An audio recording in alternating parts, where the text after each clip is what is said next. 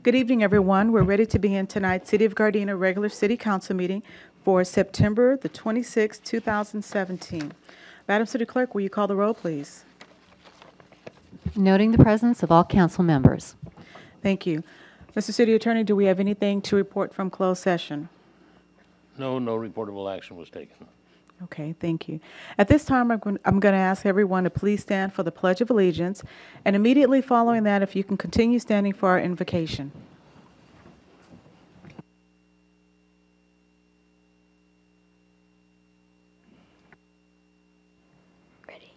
Put your right hand over your heart. Look at the flag. Ready, begin. I pledge allegiance to the flag of the United States of America and to the republic for which it stands, one nation, under God, indivisible, with liberty and justice for all.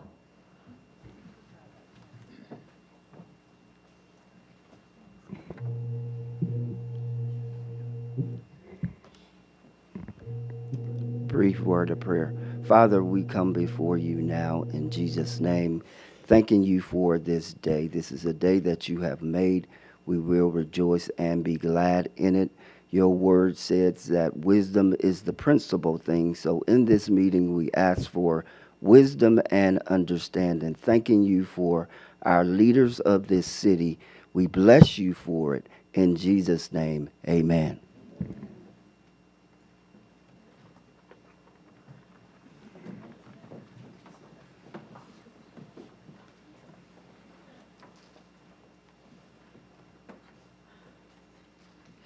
If I could have our two pledgers please come back to the front. Tonight's Pledge of Allegiance was led by brother and sister Armani Gianna Reed and Philip John Reed. Armani, who is 9 years old, and Philip, who is 7. They're brother and sister, and they attend Kemp Empower Academy in Los Angeles. Armani is in the 4th grade, and Philip is in the 3rd grade. Both of them are participants in the City of Gardena Basketball League at Raleigh Park, which is sponsored by the City of Gardena Recreation Division. And there's a quick little side note on here that one of our park staff members, Nikki Sweeney, refers to them as her little staff in training. So thank you for getting out there and preparing yourself to be future volunteers for the city. Also, their father is Philip, who is a recreation leader at Raleigh Park. So I want to commend you guys for doing a great job in leading in the Pledge of Allegiance today. And Armani, would you like to say anything? And you can pull the mic towards you. Thank you guys for letting us come here today. All right, thank you. And Philip, would you like to say anything? Thank you guys for letting us be here. Okay. And can you tell me who brought you tonight? Is it mom and dad, or? It's our dad and Coach Nikki. Your dad and Coach Nikki, where are they at? Let's give them a round of applause. Our dad.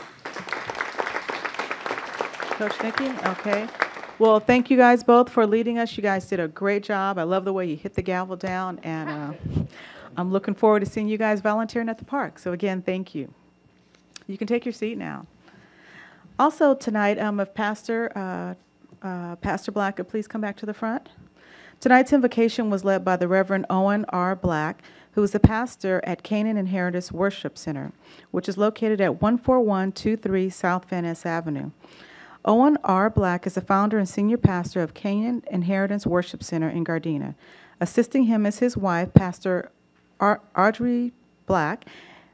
Pastor Black has been in the ministry for over 33 years.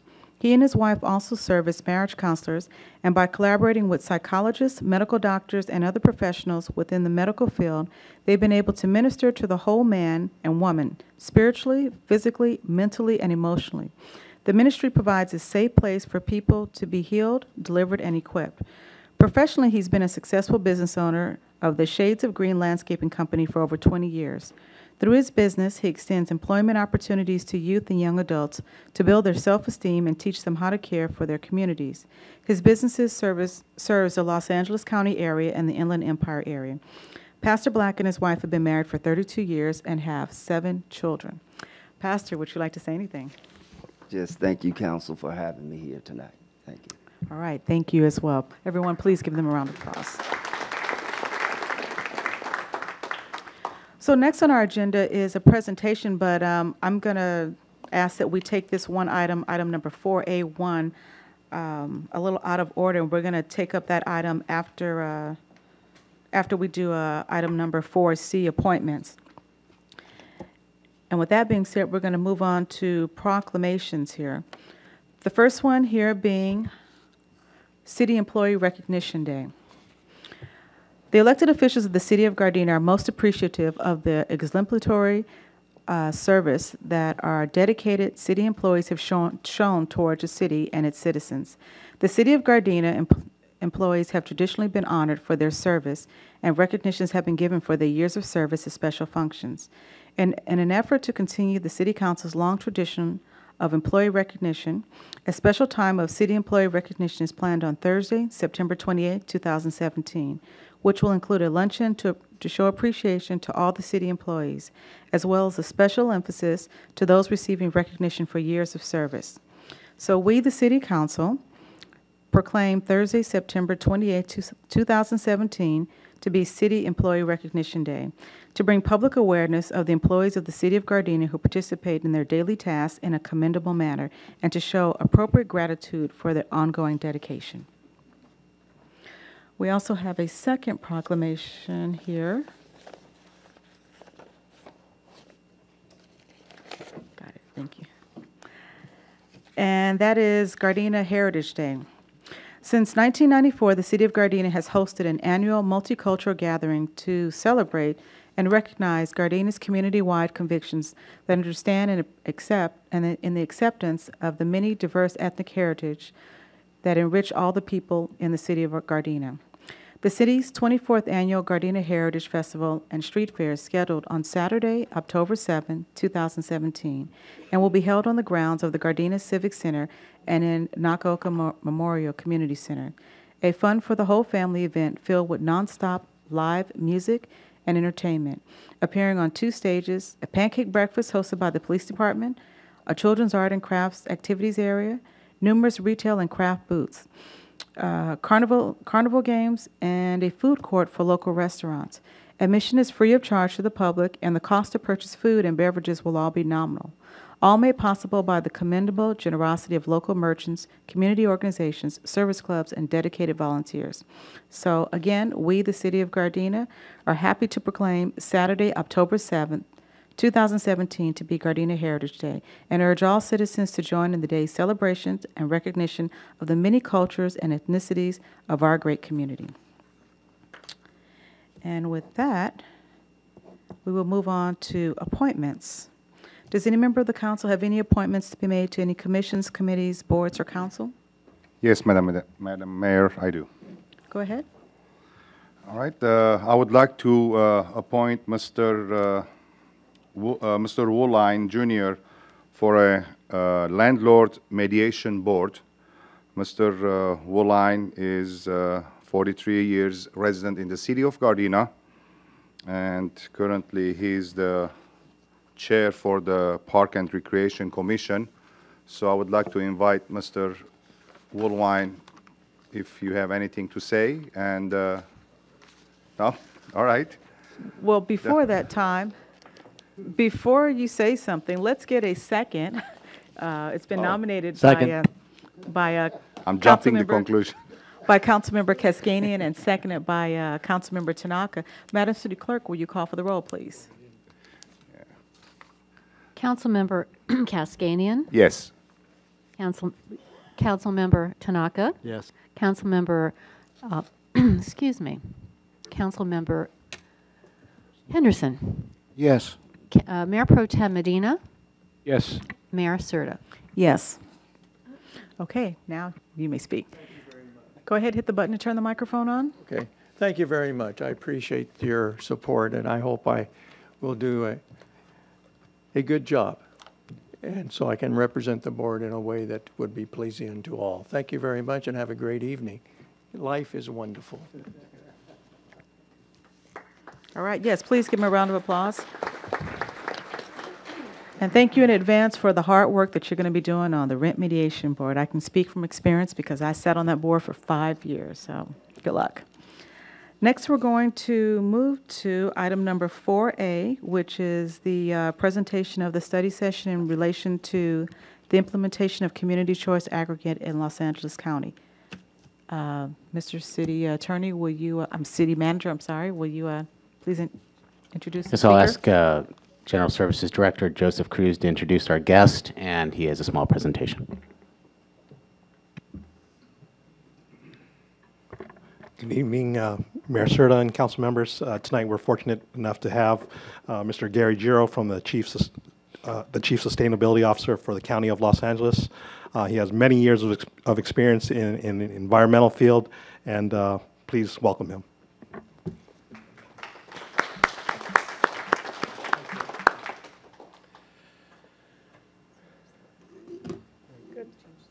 Thank you. Thank you, Mayor, Mayor Pro Tem, members of the council, City Manager, for inviting me here tonight. I am Gary Giro. I'm the Chief Sustainability Officer for the County of Los Angeles, and happy to present to you this program that we've been developing over the course of the last 3 years.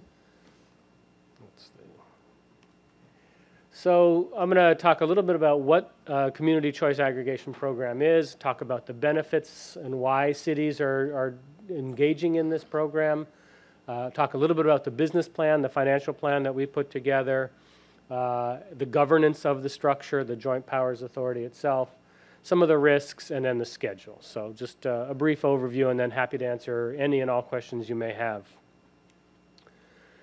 So the key thing to note here is that when an entity under state law, and this is under California state law, cities and counties have the right to, in effect, take a portion of the utility service under their own control on behalf of their residents and on behalf of their businesses.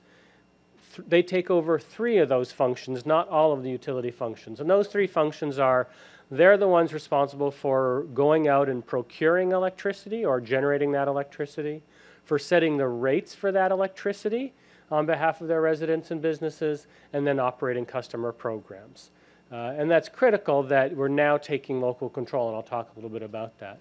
Southern California Edison will continue to operate and maintain the transmission and distribution system for the electric service. So if there's a power outage or a problem, phone calls still go to Southern California Edison. Edison also continues to maintain the meter reading and billing services. So they will read the meters, send us the data for the customers, or send you the data for the customers. You'll calculate the bill based on the rates that you had set, send that information back to Edison, and Edison will send out and collect the bills and send you the revenue. This is not a new idea in California. This is a bill that actually goes back many years. The longest serving community choice energy program has been around since 2010.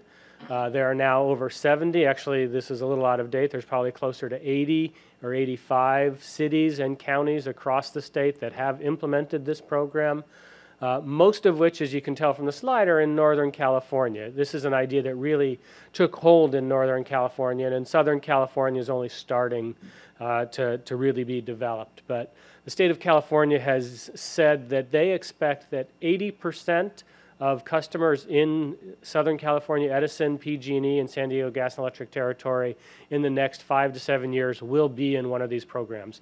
They clearly recognize this is the future for the way energy is delivered in California. The reason why cities and counties are taking to this program and why it's really starting to take off is that it's the idea of providing customers with choice. Today, you only have one choice. If you want electricity service at your home, you only have one choice, and that's with Southern California Edison. Here, you now have a second choice, and you can always stay with Edison or go back and forth between the 2 entities. And having 2 options provides competition, and competition in the market, as economics will tell us, is a good thing. It should lead to lower costs. The other, and I alluded to it, is the idea of local control. Today, electricity rates are set by the California Public Utilities Commission, a 5-member board appointed by the governor in San Francisco. Here, we will be locally setting rates. So the local control over where we get our electricity, how much we charge for that electricity, and how we design customer programs for our communities rather than having the statewide one-size-fits-all approach. The other key driver, and it's a significant driver, is that it has been borne out through actual practice and in our studies that we can provide lower cost energy than Southern California Edison. And we're offering or planning to offer 3 tiers of electricity, a base tier, which is roughly equivalent to the renewable portfolio that Edison currently has. And there we anticipate about a 5% reduction on utility bills for customers, a 50% renewable that will still provide lower cost energy than Edison currently provides, and then 100% option. So this is, again, providing customers with choices. Not only do they have a choice between the Community Choice Energy Program and Edison, but even within the program they have choices as to what kind of and how much renewable they're going to get. One driver for some communities is the fact that if you're increasing the amount of renewable energy, of course, you're driving down greenhouse gas emissions. That's certainly part of my job as a Chief Sustainability Officer, although I include the economic aspects and the benefits in sustainability as I see it. But this is a driver for many communities, and at a 50% renewable level, you would reduce community-wide emissions by more than a quarter. That's a significant reduction. Probably one of the more significant benefits also is the economic development opportunities that come. The first is simply by having the energy costs reduced. Now consumers have money in their pockets, businesses have money in their businesses that they can go out and either reinvest in their business or expend in the community. We've estimated that it's about countywide about $20 million annually from the rate reductions that we're planning on seeing. That's $20 million freed up into the local economy.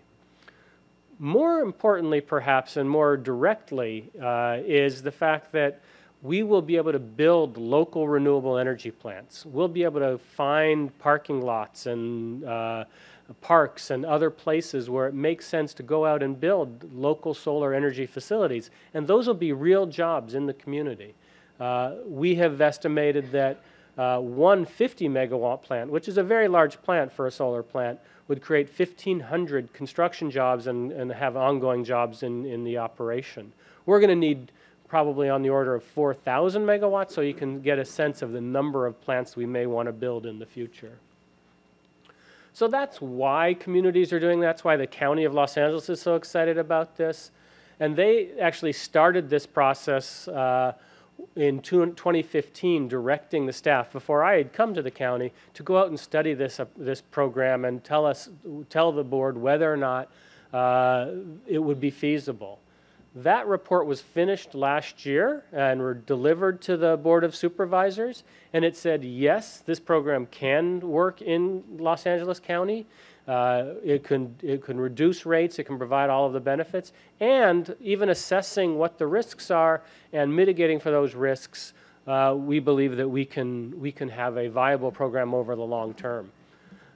The staff actually recommended that we have launched the program in January of 2017 to the Board of Supervisors back then. And the board said, we love the idea, that's a great idea, but we don't want to do it just in the unincorporated area of the counties. We want to extend the benefits of this program to communities throughout Los Angeles. And they adopted a second motion that said, and at this point they had hired a chief sustainability officer, go out, work with cities, negotiate a joint powers authority agreement that allows for cities to have fair and equitable representation on a board governing this program. And that's exactly what we did through March of this year. And then in April of this year, we took that back to the Board of Supervisors, and they approved that joint powers authority agreement. They approved the implementing ordinance. But they also said, we're going to just provide the upfront funding. We're going to provide $10 million for startup costs for this program because we don't want to have to go and say to X city that, could you contribute $50,000 as your share and that city $100,000? It just got to be too complicated. They said, we'll put the money up in a no-cost, no-interest loan to the program. And so that's exactly where we are today. We are out actually working with cities to get them to come into the program at no cost. So let me go back a little bit and just talk about the governance, because I think this is the critical piece for cities. If you're thinking about joining a Community Choice Energy Program, how is your city's point of view going to be reflected?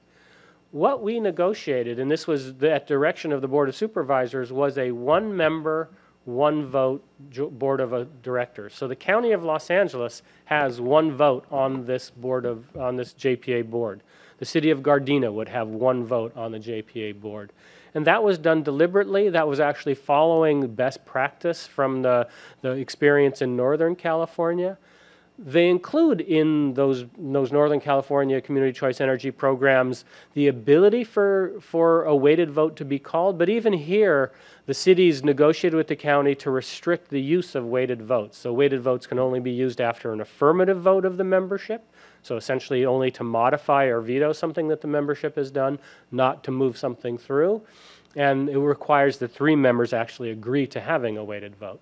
So those were ways that we built in protections for cities to be fully represented. We built in a number of committees, not unusual. And we said for each member, they have to have a primary director appointed to the board of the Joint Powers Authority who is an elected official, but then you could have up to 2 alternates who do not need to be elected officials. We recognize that elected officials don't always have time to come to board meetings during the day in particular, and so we provided for alternates. So it's not, of course, nothing is without risk, and so I want to be sure I'm clear about the risks. And there are, of course, a number. First is that the program itself won't be economically sustaining because customers will drop out or go back to Southern California Edison. And there are ways of managing that, providing good customer service, providing lower rates is probably the primary, and managing the program in an efficient and effective way. We'll be subject to the market and market conditions. Today, renewable energy is at the lowest point it has been historically.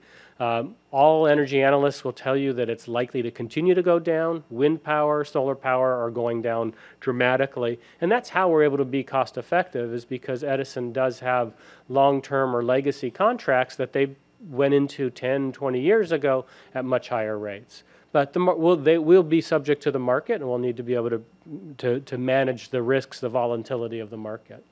And so we devised a number of strategies for that. You can see here, diversify our portfolio, maintain a fiscal reserve so we can manage through volatility, kinds of normal things that you would do to manage those risks. In our business plan, we actually assumed worst case scenarios in a number of these and said, could we still be competitive against Edison? And the determination was that we could.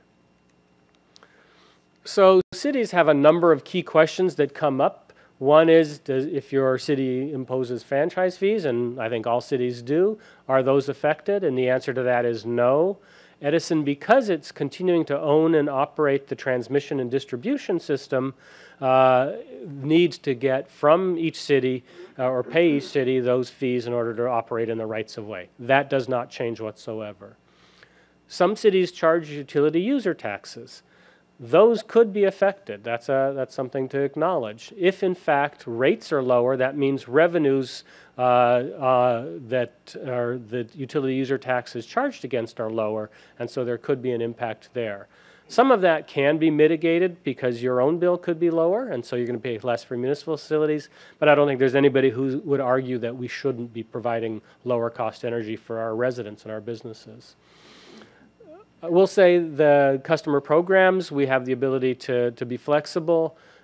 Cities will have the ability to choose for themselves what is the amount of energy, the default rate that is offered within their community. Some cities may say we want to provide 50% renewable and let customers move down to 33 or up to 100. Some cities, and most cities in fact, will probably say we want to be at 33 to begin with, and if customers want more renewable, they can go there. But we have that kind of flexibility. And then I've mentioned the billing issues already. So the schedule, as I said, the County Board of Supervisors provided this no-cost loan and said cities that join us in the first 6 months are in at no cost.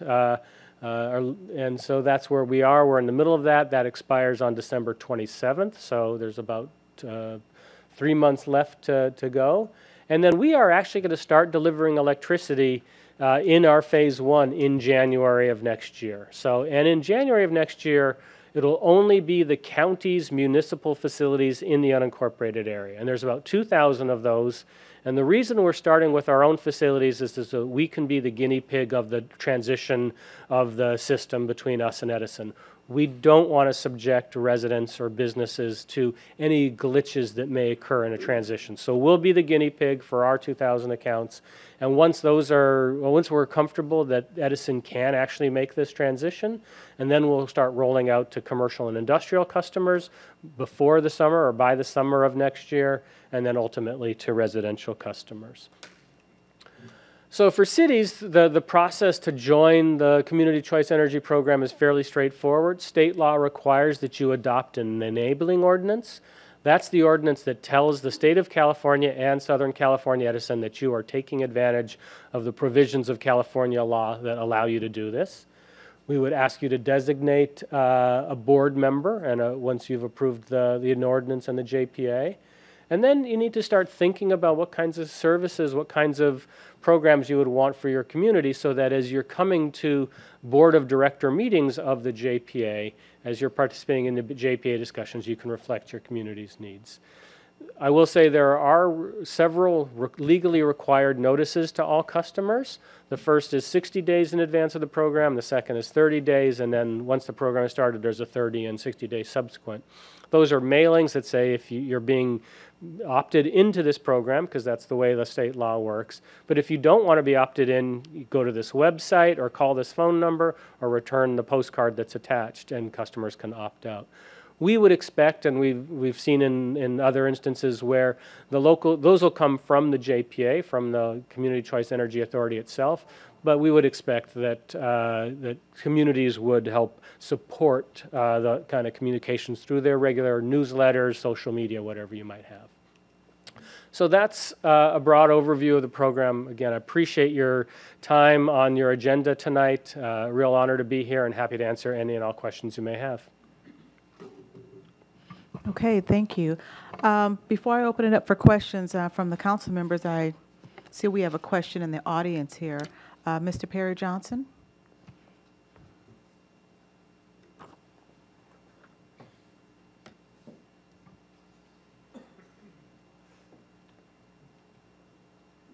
Honorable Mayor, members of the City Council, I've seen this presentation before. It was at the Redondo Beach City Council meeting, and at that time I was opposed to it, and I'm even more opposed to it because I've done some research on CCAs.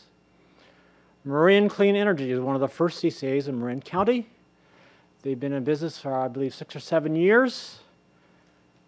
And the gentleman behind me spoke about how CCAs are competitive price-wise. Well, Marin County has been around, Marin Clean Energy has been around for 7 years, and they are not price competitive.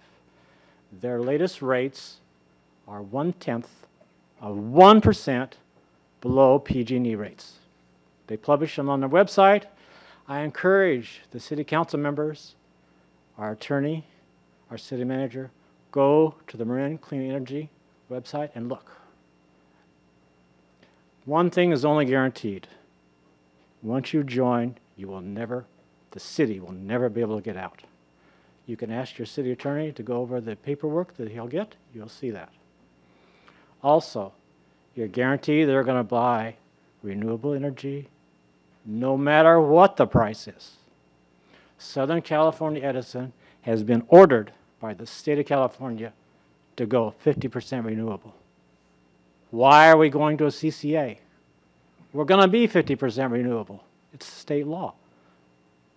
Also, when they say you can opt in or you can opt out, you'll find that almost no one in the cities where they have CCAs, the individual people like you and me, they don't know. They get the same bill. They don't know they're in a CCA. Also, Marin Clean Energy makes a profit. Can you imagine that? They make a profit, which means they're overcharging their customers. I've done a lot of research on this. We do not want to do this. You're locking yourself in forever The guy behind me. Oh, one other thing. The San Bernardino County Council of Governments had the same presentation just like you did. And then they asked, do we want to recommend this to the cities that are members of the San Bernardino Council of Governments? And the vote was 1 for, 25 against. So it's not true when he says it's going to be everywhere. It is not true. Please do your own research. Thank you. Okay, thank you. Councilmember Henderson, you have a question? Councilmember Kaskanian, go ahead. Yes. Mr. Giro, so I just want to make something clear. Are we buying the energy from Edison and No, we're buying it on the open market. on the open market? Right. All right. And so we're getting it with wholesale and we're going to retail it to the clients or customers? That's correct. So how sufficient is going to be, I mean, the comparison between, since Edison they're going to read the meter, they're going to do all the work, I mean, how sufficient is going to be to join and Edison doing all the work and still will be below Edison bill? Because I'm Edison customer at this time right now. Sure. So how is this going to affect me personally? I'm talking in this case that if we join, how is going to drop and if they're doing all the work? They're doing part of the work, but we're now taking over the power procurement function on that they are currently providing. And so their costs are higher for power procurement than we'll be able to do in the marketplace. And so that's how we'll see energy savings. The other places we'll see energy savings or cost savings is that we are a nonprofit governmental entity, so we won't be charging any margins on the power we provide to customers, whereas Edison is a for-profit company. And because we're a government entity, the Joint Powers Authority is a government entity, it can actually take advantage of government borrowing, low-cost bonds and other things. And so the single largest, and by far almost 90 or more than 90% of the costs of this program is simply buying power. And so to be able to buy, you need to do that, you need capital, and for the capital you need to borrow. Because we can borrow more cheaply than Edison, we can provide lower costs. Okay, thank you. Okay, Councilmember Henderson? Thank you, Madam Mayor, and thank you, Mr.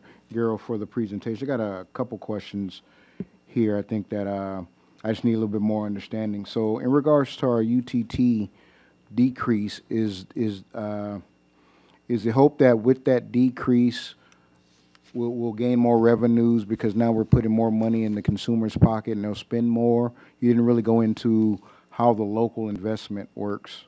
And Right. then that's one question, and I got a couple others. Yeah, so so you will see probably within the city's books the UUT lower than what it is because it's now on lower rates.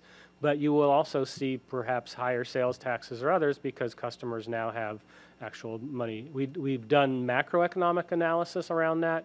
We haven't done it down to the city scale, so we can't tell you exactly what the effects would be within your community. But that is the formula for the local investment part of it. That's right. Okay. That and the fact that we'll be building local solar facilities. So there's some of that we'll be providing local jobs.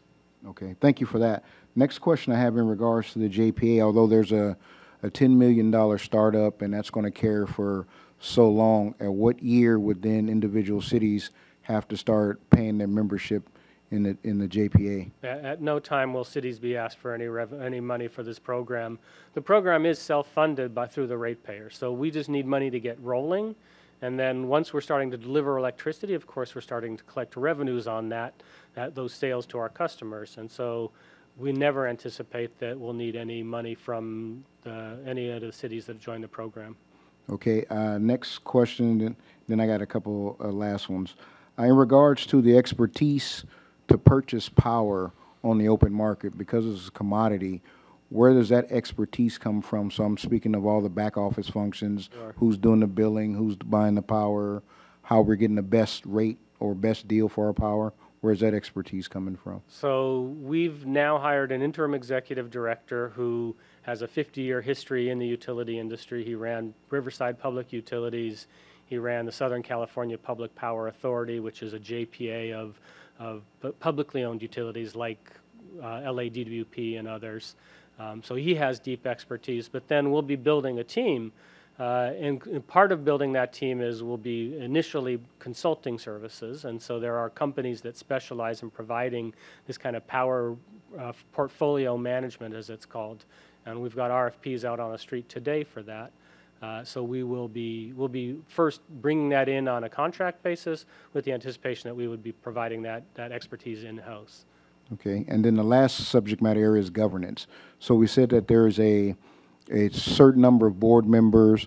Are those board spots have to be paid spots, or are they going to be voluntary for cities to submit a representative along with a community representative? How's that going to work? I'm trying to understand what this next level of bureaucracy would be. There's no pay, unfortunately, or fortunately, for board members to the JPA anticipated. That is something that is within the policy that the board could elect to provide for itself, but that's not provided for today. All right, so, Madam Mayor, last question. In regards to the weighted vote, so in the body politic of that group when they're making a decision, so the larger body agrees that we're going to take an action, and then now the weighted vote would work on the smaller cities that don't produce the most or the larger cities that don't produce the most? Because if everybody's in it together, but you're a smaller producing city, then your voice kind of gets diminished a little bit. Right. So there's no requirement for a weighted vote. There's an option for a weighted vote. So if the members approve something and it's unanimous or there's consensus, then it's approved. There's no use of the weighted vote. However, if the members approve something and some of the members that don't agree with that outcome, they can call for a weighted vote to try to modify or overturn it. And then that is based on the power load of your city. Okay, thank you. And I would be happy to respond to any of the questions that the public commenter provided as well. Okay, Mayor Pro Tem Medina? Yes, when you say you're a government agency, are you state, federal, or county? I'm with the County of Los Angeles, but this is a program of cities and the county together through a joint powers authority, which is a legal authority It's a created under JPA, state yeah. law. Yes. So you're a county agency, not a state nor a federal, correct? I'm with the County of Los Angeles. Okay. Councilman Tonka, did you have a question or no? Well, you had said that people have the opportunity to opt out, and they have to go back to their original. Well, what would be reasons for them to opt out if this is such a great program? Well, there's a couple, I suppose. Some larger customers may have negotiated special rates with Edison. If you're a very large customer, you sometimes have that ability, so they may want to keep that special rate. There are people who are philosophically opposed to government providing these sorts of services, and so they may opt out. What we've seen historically is the opt-out rates are between 5 and 7% in most communities. So some portion of the load does depart, but it's never been more than that in any significant way. And if we are a city that opts into this, the renewable energy sites, are we required to have those within our city? No, this will be a decision of the board of the Joint Powers Authority itself, and it'll be based on where the most economic, most feasible sites are, doing an assessment across the region. Nobody can impose anything on you. And you'll be one of those board members. You'll be making a decision. And I will say with regard to the weighted vote, again, we did borrow from best practice from some of the existing CCAs. And they do have the weighted vote provisions. And no time in the last 5 years have they ever actually exercised the weighted vote. They come to consensus around issues. They bring them through the committee structure and then bring them forward to the full board. Okay. I have a question. So let's just say the city of Gardena doesn't opt in for this now. Can we join in the future, or? Of course. Okay. The provisions of the JPA say that in the first 180 days that you're allowed to join at no cost. And it says thereafter you're welcome to join, but there may be a cost imposed depending on what is the cost for the JPA to go out and buy power on behalf of your community and whether or not we have the financial resources, the cash flow to manage the purchase of that power on behalf of your community. But you can join at any time. The question is whether or not you may face a couple of things. One, have to float some costs to pay for power for your community to be part of it.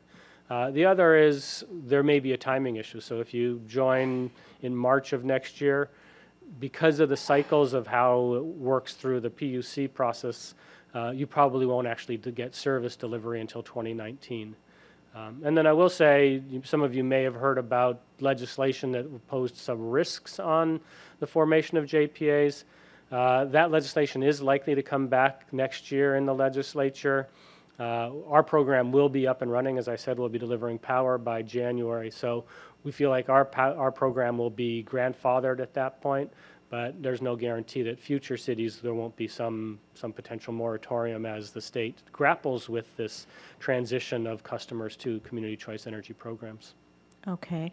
And also, for those regions that have already implemented the CCA and their customers are their customers paying more or less than if they initially, more or less for electricity when they initially joined with the CCA? The CCA rates in many of those have actually gone up, but they have not gone up as fast as the concurrent PG&E rates in Northern California.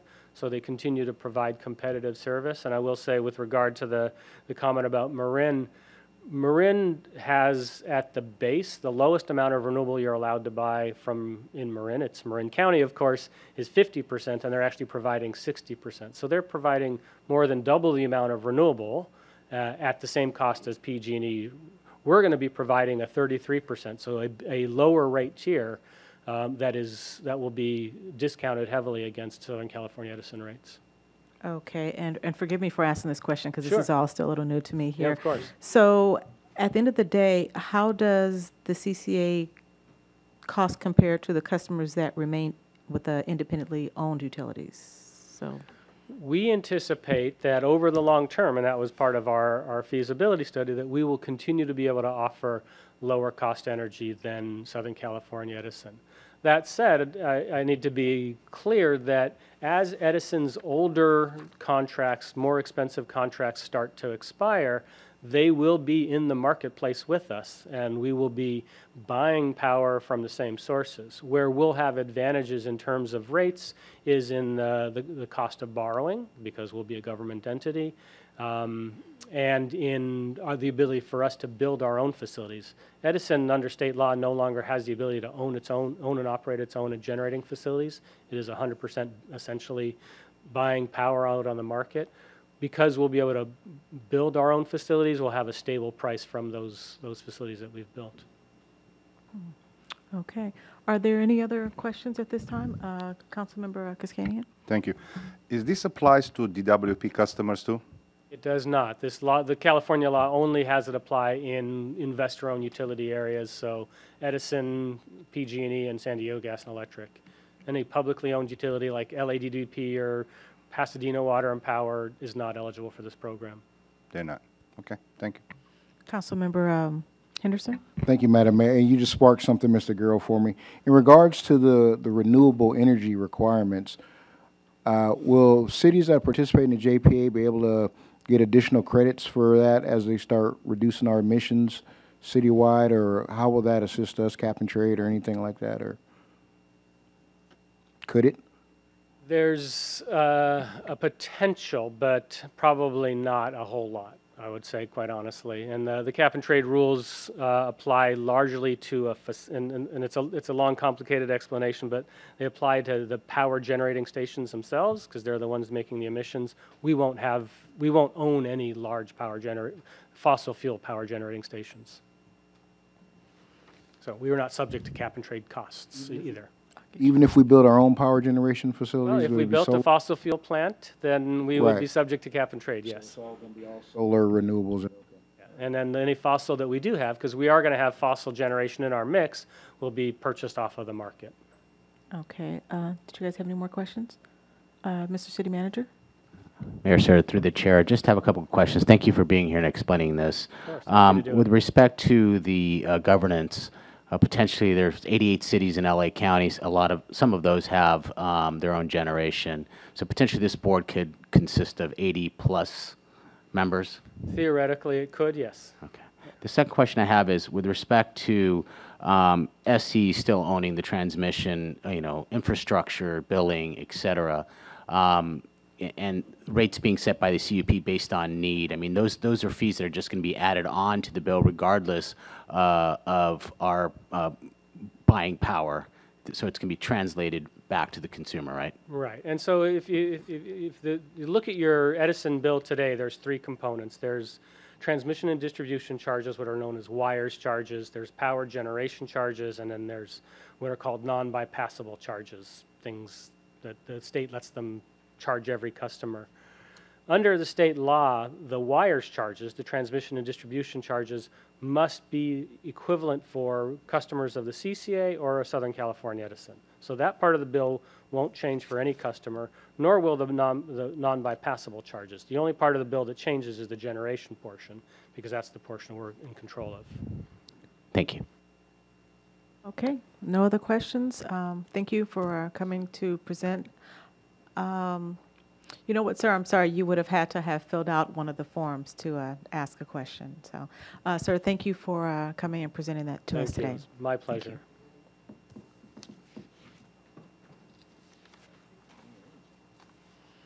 Okay, next up is the consent calendar. Does any member of the council wish to discuss any items separately? If not, can I get a motion to approve the consent calendar as is? So moved. Is there a second? Madam City Clerk, there was a motion made by Councilmember Tanaka and a second by Councilmember Kaskanian. Will you call for the roll, please? Councilmember Tanaka. Yes.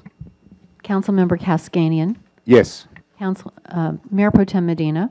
Yes. Councilmember Henderson. Yes. Mayor Serta. Yes. Next, we move on to item number 7, which is the Planning and Environmental Quality Commission action sheet. Item number 7A1. Does any member wish to call for a review of this item? If not, then we'll receive and file that. Next is item number 7A2. Does any member wish to call for a review on this item? If not, we'll receive. Oh, I'm sorry. I'm sorry. That's correct. This one was continued here.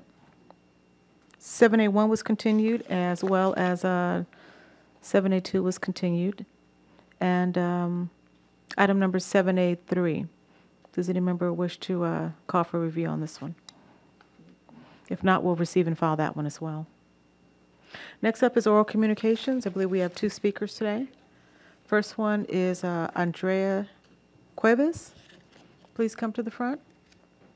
And then immediately following that, we have Jorge Guadique. And I want to remind everyone that you do have 3 minutes to speak. While you're speaking, when the yellow light comes on or the amber light comes on, that will alert you that you have your 2 minutes are up. When the red light comes on, that will notify you that your time is up. And at that time, if you can just finish your statement. Go ahead. And you can just hit the button there. Good evening, council members. Thank you for your time today. My name is Andrea Cuevas. I'm here representing the residents of Gardena Mobile Home Park, located on 1604 and 1614 West El Segundo Boulevard. We are located right in the middle of the streets Normandy and Western. And today we are here petitioning for a traffic sign put on specifically Danker Avenue. The petition today comes in the cusp of an accident that happened on September 21st, where one of our residents, Beto Roberlo, was killed after being struck by 2 cars. He was trying to cross the street, and I'm sorry if I get a little emotional. He was trying to cross the street after parking his car, which most of our residents who have more than 1 car have to do because we only have 1 parking per house. So as he was crossing, he was struck by 2 cars and was immediately killed and declared dead once the ambulance got there. So we are here asking for a sign to be put, especially because we have small children who walk to school every day, every morning, back and forth. We have many disabled children who get picked up by the bus, and the bus has nowhere to stop. So the bus has to stop right in the middle of the street, stopping traffic and the bus driver gets honked at, people get angry. We have one small pedestrian cross sign which has no light on it. There's no indicator. There's no way that someone press it to indicate that they want to cross. So the thing they have to do is kind of jaywalk, or they have to walk 10 minutes, which is kind of inconvenient for them to do. Parents here are fearing now to allow their children to walk to school. You can sometimes tell them don't do it, but as we all know, kids are going to be kids, and they're going to take the fastest route they can to get home. And at times they have been stuck in the middle of the yellow lines for the crossing because cars are not stopping. There's motorcycles. At night we have street races going on, and it's just been a really scary situation that happened. And we're here today to do whatever we can to get a sign put up, whether it be a traffic line, a traffic sign, or a stop sign. Anything that makes it more visible and gives our children the safest way to cross. We just want safety. Thank you for your time. Okay, well, first off, I'd just like to say we're sorry for the loss that you experienced with your neighbor. And I'd like to direct you to Deputy King, who's in the back. He's going to raise his hand there. If you guys would like, you can step outside and speak with him, and he can give you information on, what we could do to help out there. Okay, thank you very much. Thank you. Next, we have Jorge Guadique from GDAP.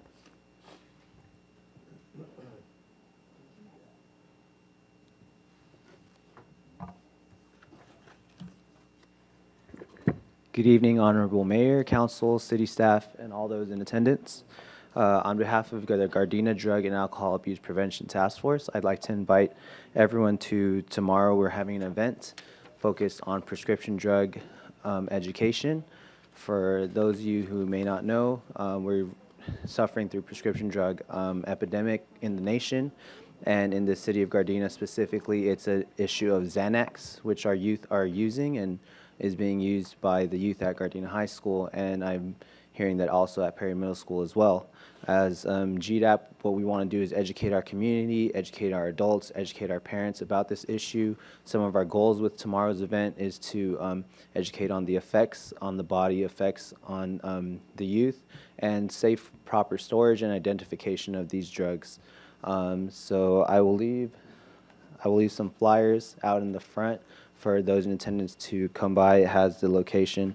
The location is at the GGIP office located next to Spin Shaved Ice on 162nd and Western. We do have childcare available and a few raffle prizes and refreshments as well provided. Thank you. Jorge, hold on one second.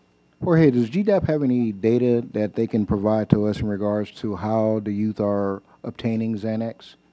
So as part of the ADAP, Asian American Drug Abuse Program, we are part of a coalition, the South Bay Communities Creating Change Coalition, and we are currently trying to gather that data. As soon as I get that data, I plan to return to City Council and share it back with you. Thank you. No problem. Okay, thank you. Next up is item number 8A1, Mr. City Manager.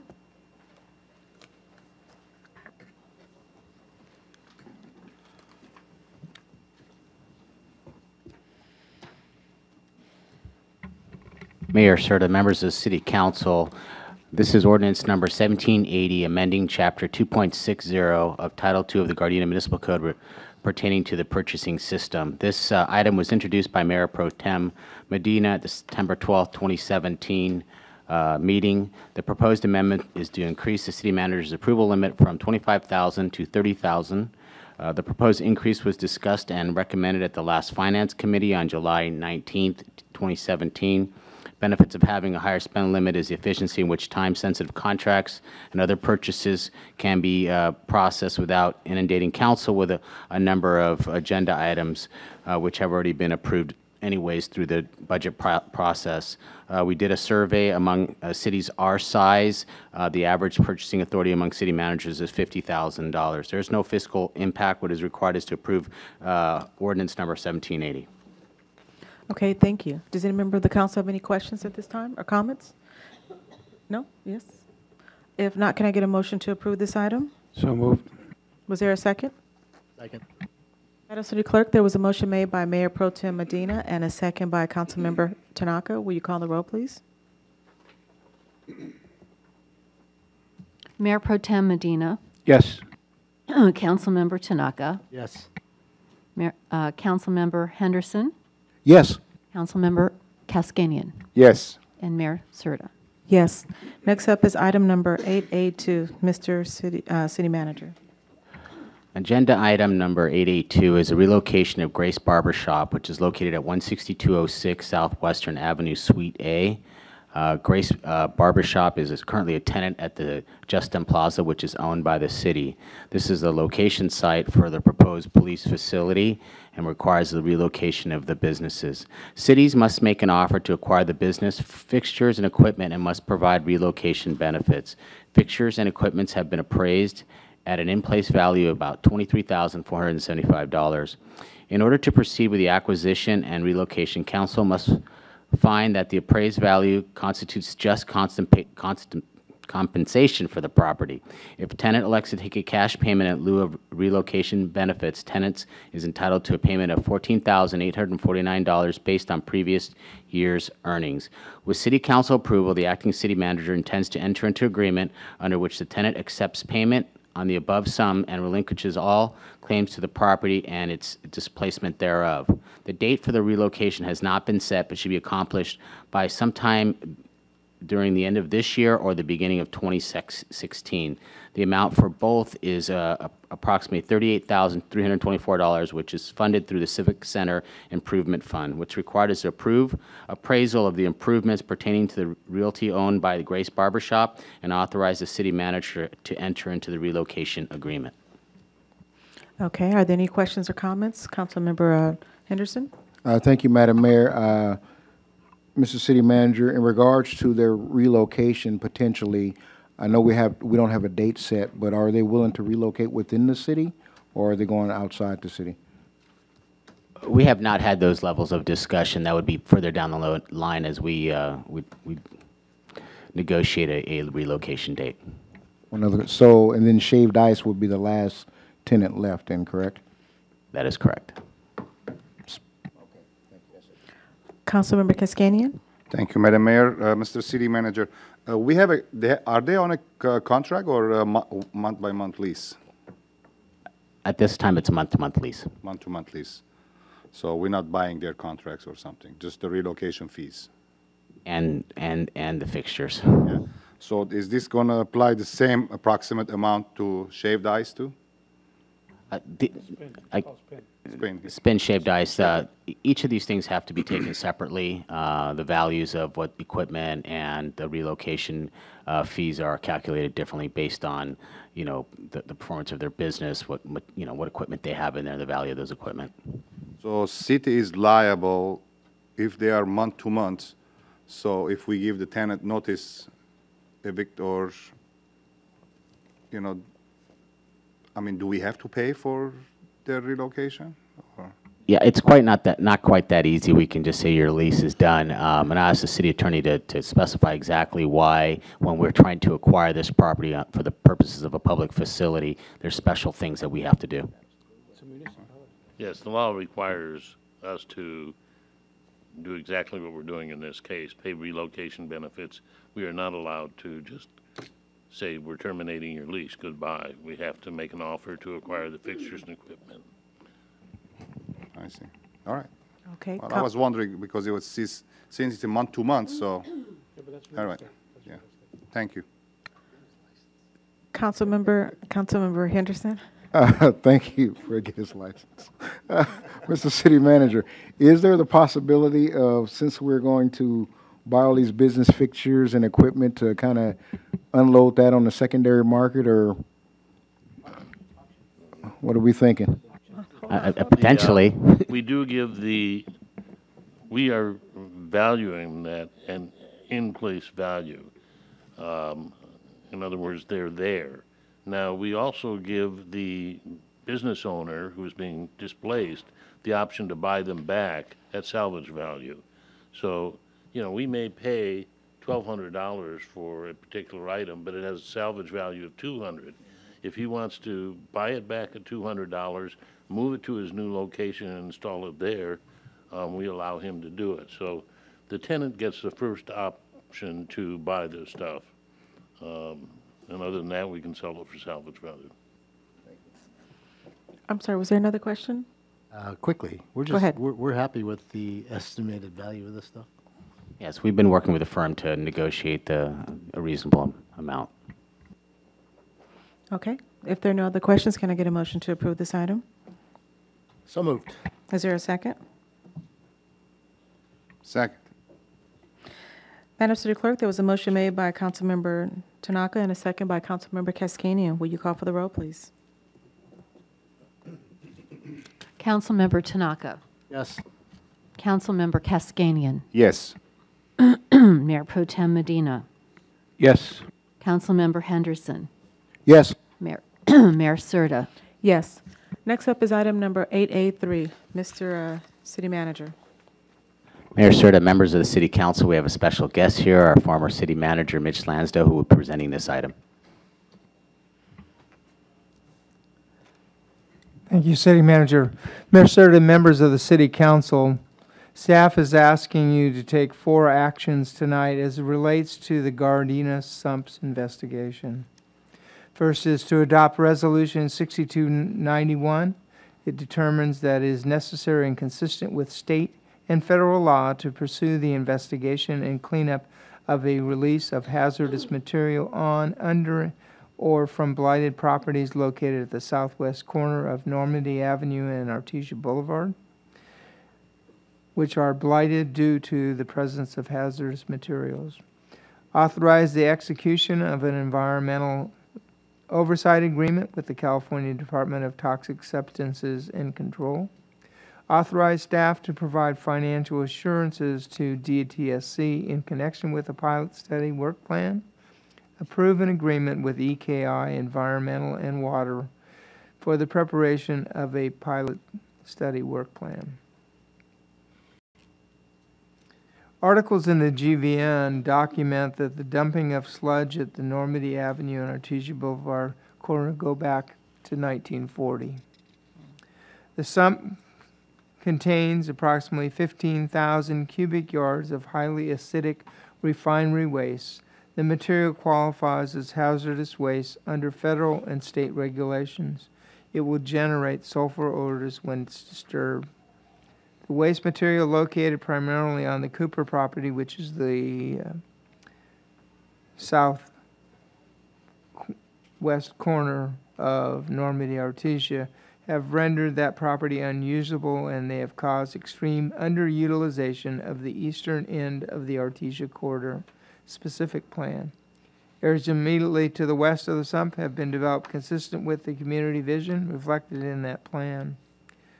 ARCO has admitted in court filings about a different site that it generated the waste. In 2004, a consent decree between ARCO and the Department of Toxic Substance and Control required ARC to evaluate cleanup alternatives in a feasibility study and to draft a cleanup plan known as a remedial action plan. ARC's draft feasibility study identifies capping in place with a vapor control as the preferred remedy. ARC opposes excavation and off-site disposal as too expensive.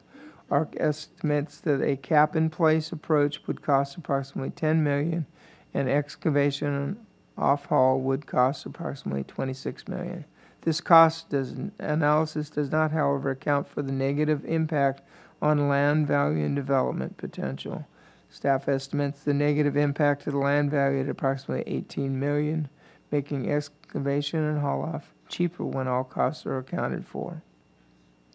DTSC's Cypress office appears ready to approve the feasibility study and have ARC begin working on the remedial action plan. DTSC's in-house technical experts in Sacramento have been highly critical of ARC's feasibility study, calling it systematically biased in favor of a cap in place and systematically biased against excavation and off-haul. DTSC headquarters in Sacramento have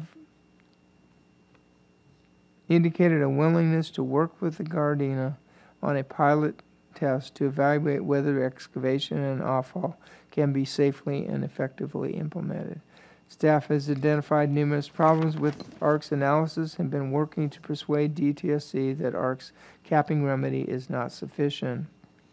The cleanup alternatives in the feasibility study, or there are 4 alternatives. The first one is no action. The second one is the preferred remedy by ARC, which is to put another membrane over the top of the and leave it as a toxic dump forever, possibly to be used as a parking lot for future development, although they've been unable to prove to staff that that could be done.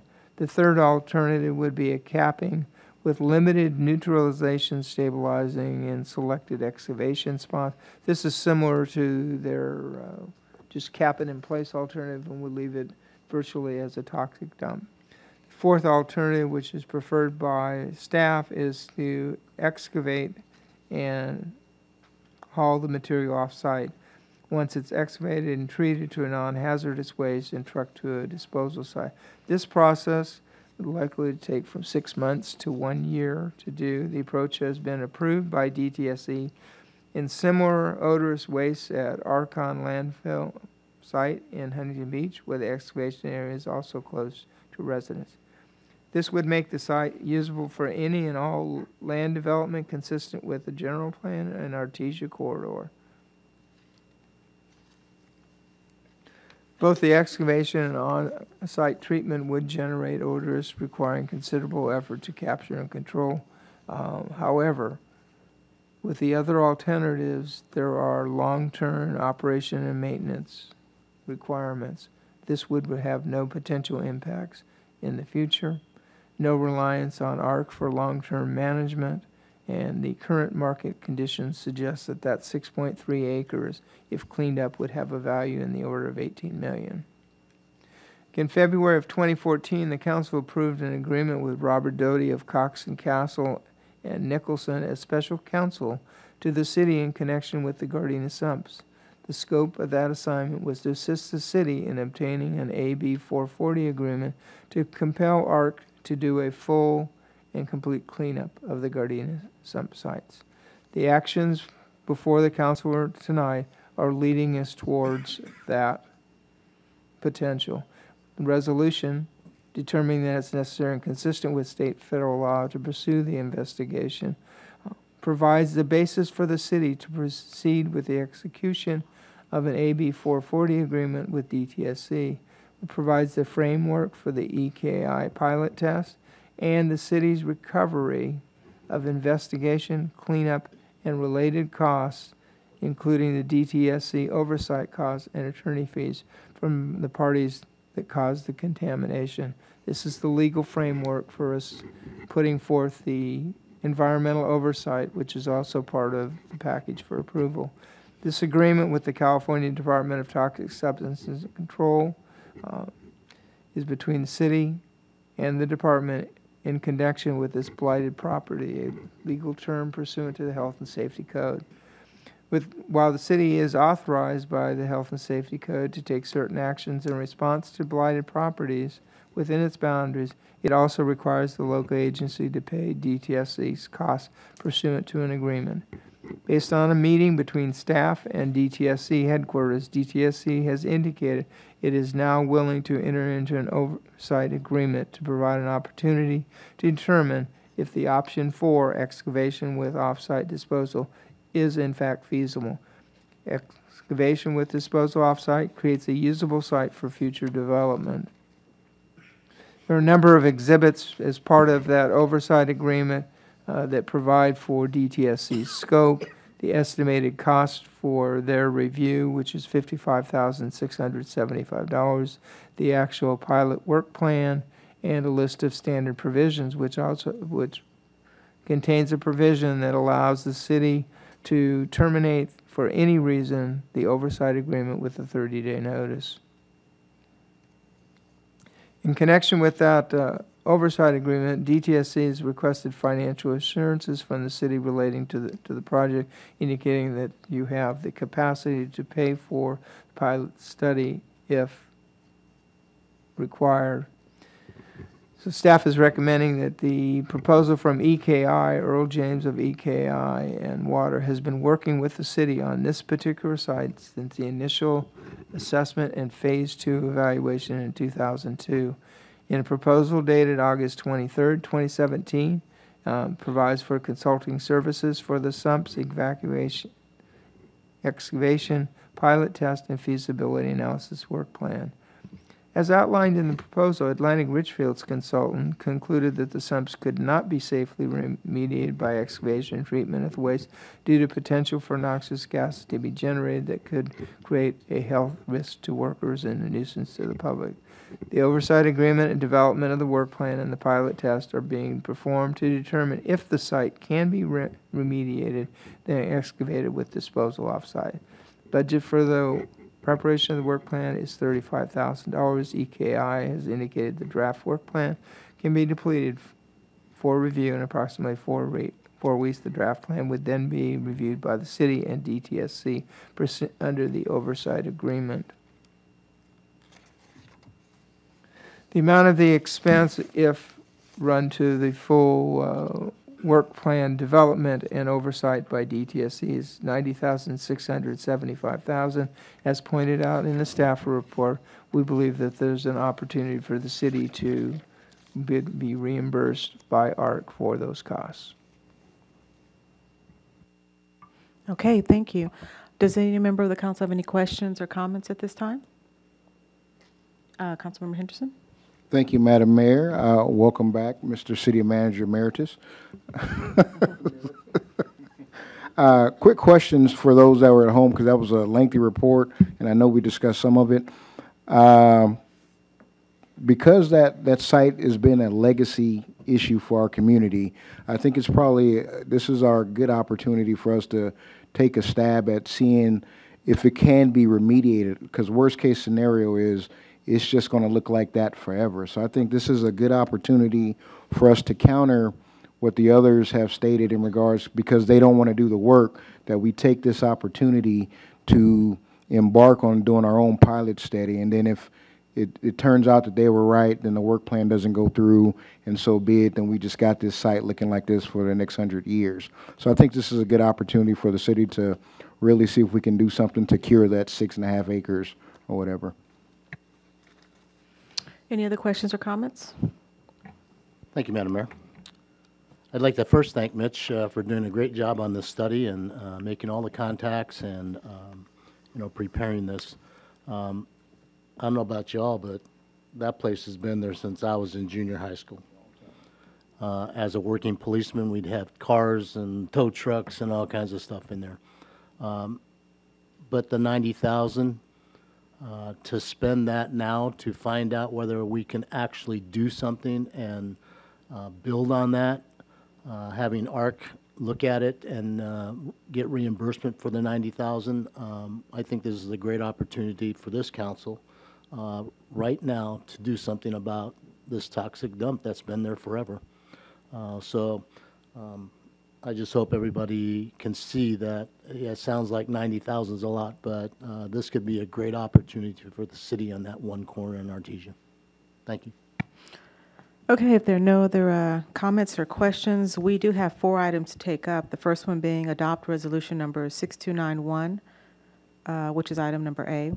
The second will be to authorize the execution of the environmental oversight agreement. And item number C will be authorize the staff to provide financial assurances to DTSC. And D will be to approve the agreement with EKI for a pilot study work plan preparedness. So we'll take up each of these items separately. Well, you can't take them all together? Can we take them together? Oh, okay. Thought we had to do it separately. Okay, is there a motion? Is there a motion to approve all 4 items here? So moved. Second. Okay. Madam City Clerk, there was a motion made by Mayor Pro Tem Medina and a second by Councilmember Henderson. Will you call for the roll, please? Mayor Pro Tem Medina. Yes. Councilmember Henderson. Yes. Councilmember Tanaka. Yes. Councilmember Kaskanian. Yes. And Mayor Serta. Yes. Okay, next up is item number 8B1. Mr. City Manager.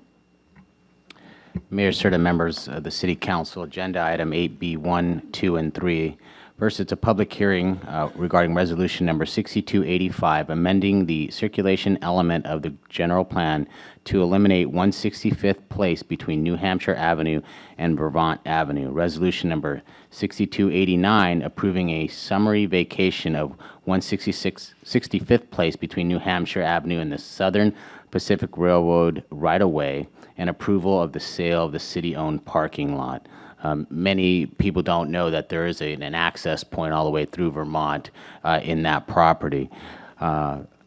June 27, 2017, Council initiated the sale of the subject property at a regularly scheduled City Council meeting. The project consists of 3 parts: elimination of 165th Place between New Hampshire and Vermont Avenue from the general plan, circulation plan, vacation of 165th Place between New Hampshire and the Southern Pacific right-of-way, the sale of the property located at the south side of Gardena Boulevard at New Hampshire, which is a property being currently used as a public parking lot.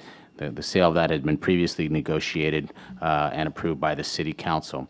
There is no project currently proposed on the site, and any and all future projects would require appropriate entitlements just like any other development.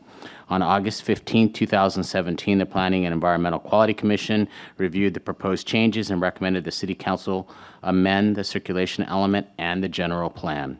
The Commission also made findings of consistency with the vacation of 165th Place and the sale of the public parking lot. There is no fiscal impact for this action.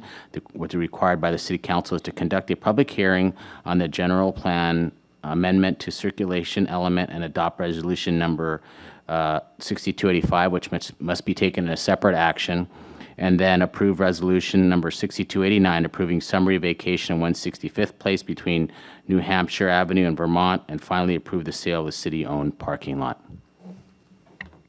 Okay, thank you. So this is a public hearing. The hearing is now open. Does any member of the council have any questions or comments? No? Madam City Clerk, does any member of the public, do they wish to speak on this item? No, we do not have any requests, speaker slips to speak on this. Okay. Well, then at this time, we're going to go ahead and close the hearing. And can I get a motion to approve or to adopt resolution number 6285 first? So moved. Second. I'm sorry, that was a first and then second? Okay. Madam City Clerk, there was a motion made by Councilmember Tanaka and a second by Mayor Pro Tem Medina. Will you call the roll? Councilmember Tanaka. Yes. Mayor Pro Tem Medina. Yes. Councilmember Henderson. Yes.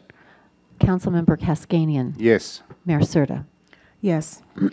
So next we need to take up resolution number 6289, where we'll be adopting the resolution, and also item number 3, where we will be approving the sale. Is there a motion made? Oh, I'm sorry. Can I get a motion to approve these 2 items? So moved. Second. Madam City Clerk, there was a motion made by Mayor Pro Tem Medina and a second by Councilmember Henderson. Will you call the roll? Mayor Pro Tem Medina. Yes. Councilmember Henderson. Yes. Councilmember Tanaka. Yes. Councilmember Kaskanian. Yes. Mayor Serta. Yes. Next up is item number 8E1. Mr. City Manager.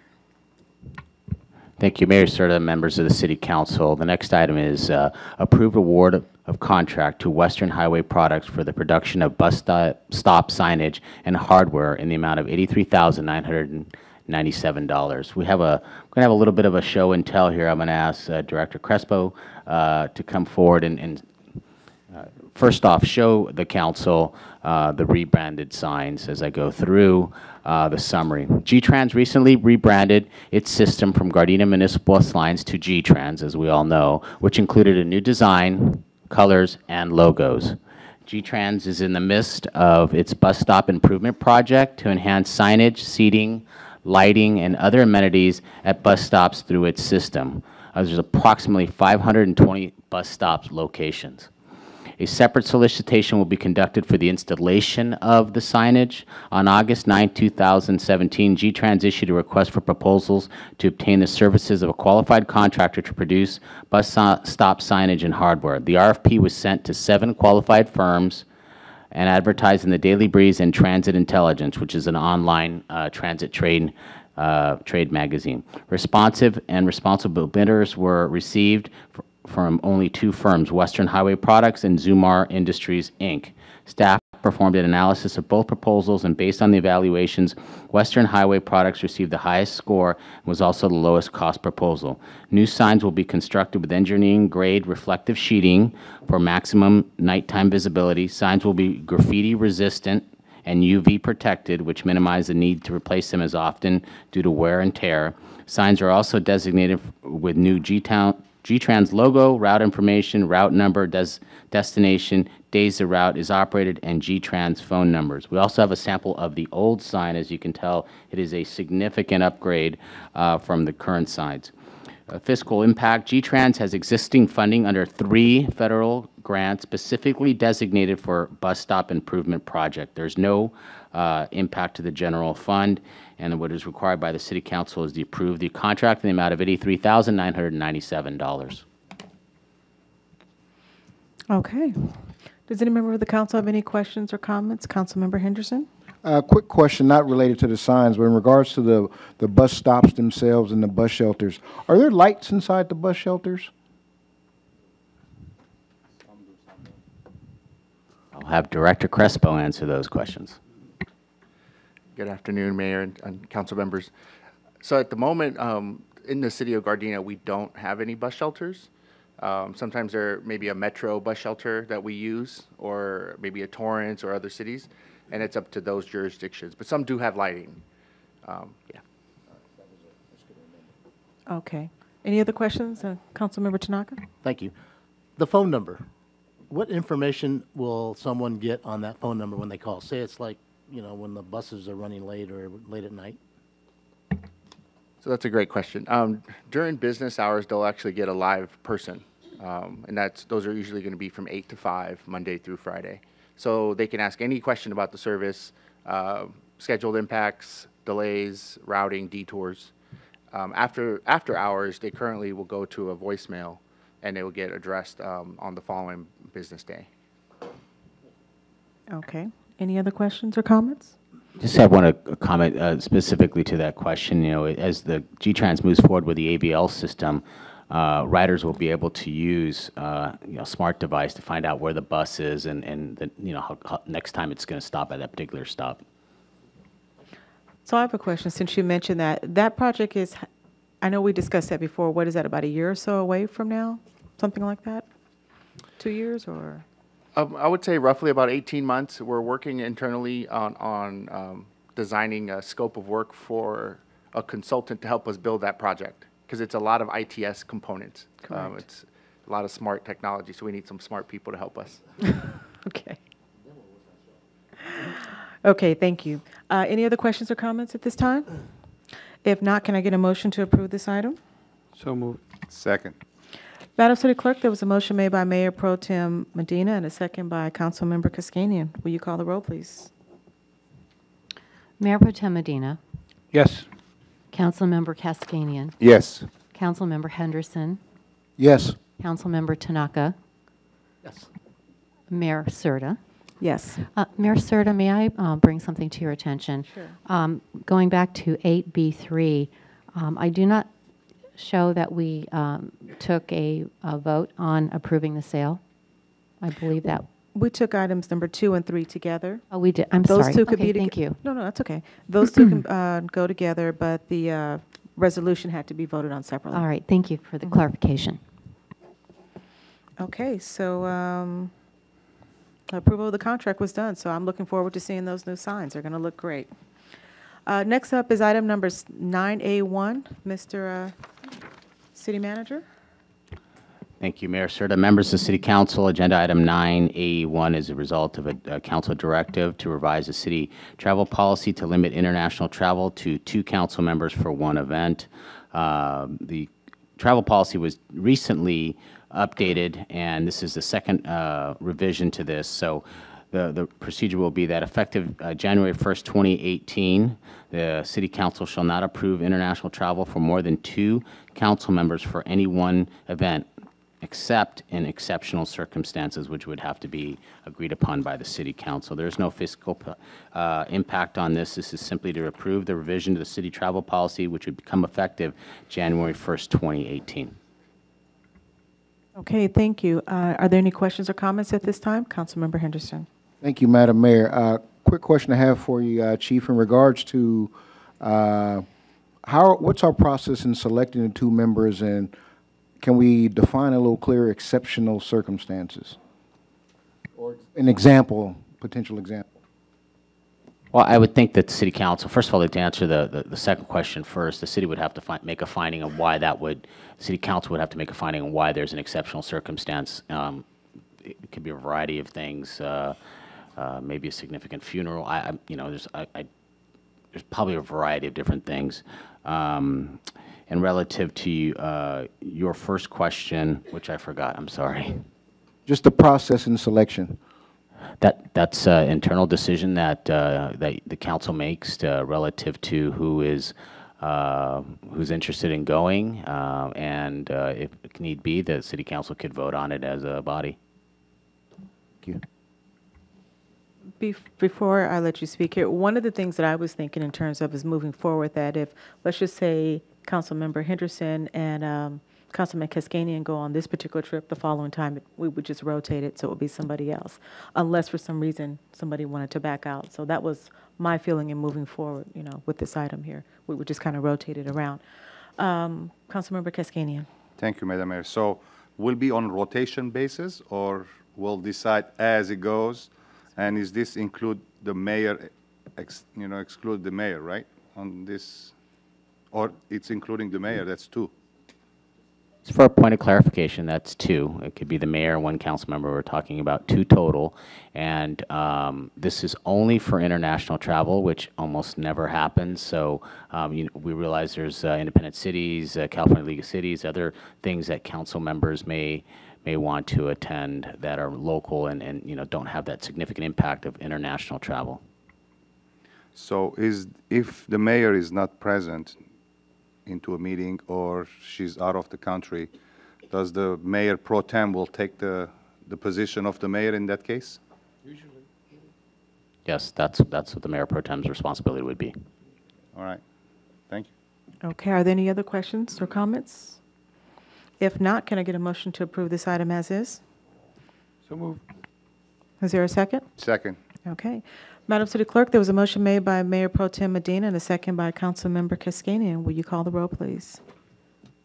Mayor Pro Tem Medina. Yes. Councilmember Kaskanian. Yes. Councilmember Henderson. I think we need to define a process a little more. No. Okay. And Councilmember Tanaka. Yes. Mayor Serta. Yes. Okay. Next up is council directives. Does any member of the council have any directives at this time? No? I did have a directive here, and I have since misplaced it.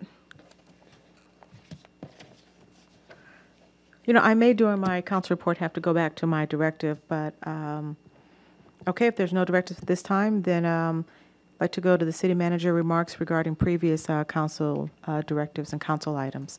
Mr. City Manager? Mayor, if I may, I do know what your directive was. Thank you for reminding me. This has to do with the consolidation of elections, which we need to consider very soon. Okay, thank you. That was what I wanted to discuss, because there have been some changes. So we'd like to, if possible, request from our city clerk's office if we could get an update on the changes that have been made in regards to the upcoming elections and some of the changes, if they could be presented back to us. If I could get a second council member to second that vote? Second. Okay, so there was a second on that.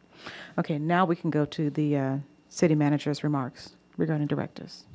Thank you, Mayor Serta. Just a couple things from the last meeting. There was an inquiry about bus schedules, where they were located and where throughout the city residents can have access to them. Bus schedules were provided to all the city council members and are available in City Hall and at G-Trans, and you should have a copy in your package. There's a informational memo there regarding the council directive about what is the status of the parking district north of Raleigh Park, and that memo and information and memo is there.